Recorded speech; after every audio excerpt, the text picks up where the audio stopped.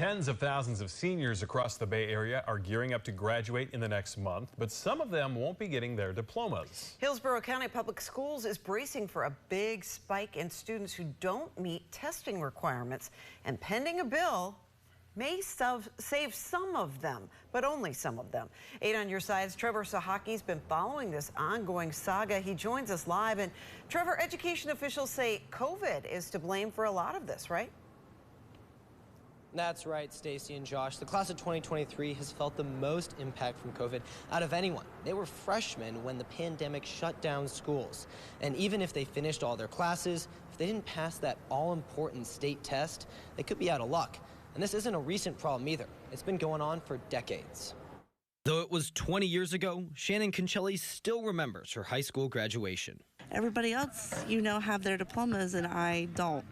So it definitely made me feel like I wasn't good enough. The Valrico mother of 2 didn't pass her state tests, so she only got a certificate of completion, not a diploma. A requirement for graduation, that bothers me. I wanted to pass. I was stressing about passing this test. I just couldn't do it. 20 years later, little has changed for thousands of students across Florida. Though there is an option to replace a failed state test with the SAT or ACT, there are now stricter requirements for those college exams. A bill to waive those requirements did pass both chambers of the state legislature last week, but the governor has yet to sign it. It's not these students' fault what happened related to COVID, but we have to be able to give them some type of grace during this time. In Hillsborough County, the district said nearly 2,000 seniors won't graduate if the waiver doesn't pass. Hillsborough County Superintendent Addison Davis said last year that number was 240, a more than 6-fold increase.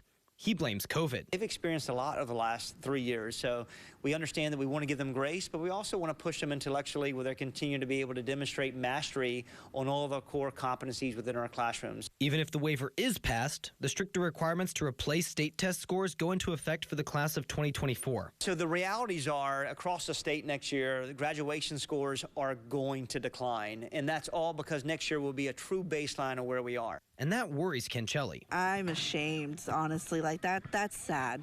That's sad. Both of her 2 kids have been held back a grade and have test anxiety. She wishes they learned real-world skills, not how to take a test. I don't understand why they would want to do something where so many kids would fall behind like that. Now, Concelli did eventually get her diploma. She had to take the GED multiple times. She said she eventually got that all-important piece of paper in the mail months after she walked the stage at graduation. Now, if this bill waiving these testing requirements is signed by the governor, Hillsborough County Public Schools says it still expects 1,500 kids not to get their diplomas this year. It says it'll try and help those seniors as best it can. Live in Tampa, Trevor Sahaki, 8 on your side.